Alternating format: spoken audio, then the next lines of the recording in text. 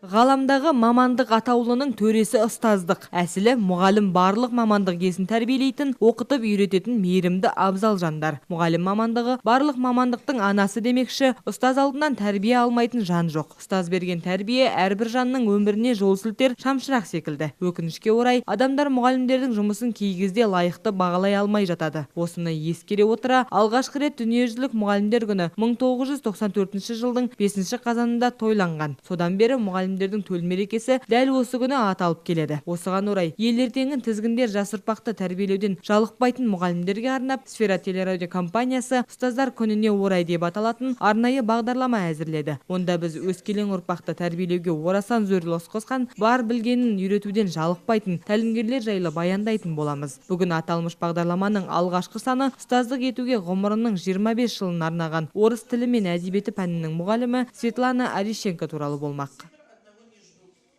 Знаете, очень трудно в юности определяться с профессией. Очень трудно, особенно девочкам. Сіз білесіз бе, жас кезінде мамандық таңдау әр адам үшін қиын мәселе. Не дегенмен адамдар осы мамандық арқылы өз өмірінде нәпақасын табады ғой. Әсіресе мамандық таңдауда қыз балалар көп қиналады. Мен үшін де дәл солай болды. Менің осы мамандықты таңдауыма тікелей орыс тілі пәнінің мұғалімінің берген әсері мол болды. 20 жылдан астам уақыт бойы Светлана жүздеген оқушыларды дайындады. Ардақты ұстаз бұл мамандыққа келгеніне еш өкінбейді. Себебі балаларға ұстаз берген тәрбие өміріне жол сілтер шамшырақ екенін ол жақсы біледі. Ученики не меняются по большей степени. Менің еңбек жолымды саралап қарасақ, оқушылар ауыспайды. Иә, әрине олар жыл сайын өсіп жетіліп, мектеп табалдырығынан үлкен өмірге қадам басып жатады. Бірақ мен сабақ берген балалардың барлығының қызығушылығы бір болды деп айта аламын. Олардың көбі менің бағыма орай тылсым дүниелерге, айналадағы құбылыстарға көп қызығатын.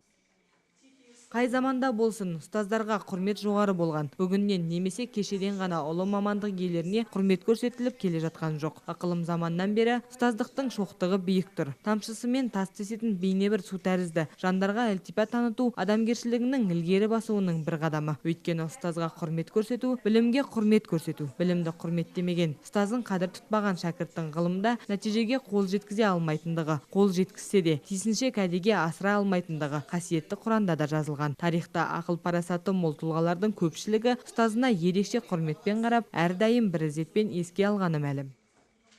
Этот праздник, с одной стороны, он подводит словно итог. Бұл мерекенің арқасында адамзат баласы біздің еңбек жайлы сәлде болсын хабардар болады. Екінші жағынан қарағанда, төл мерекемізде біз басқа күндерден қарағанда сый-сияпатқа ие боламыз. Шамалы демалып та қалатын кездеріміз болады.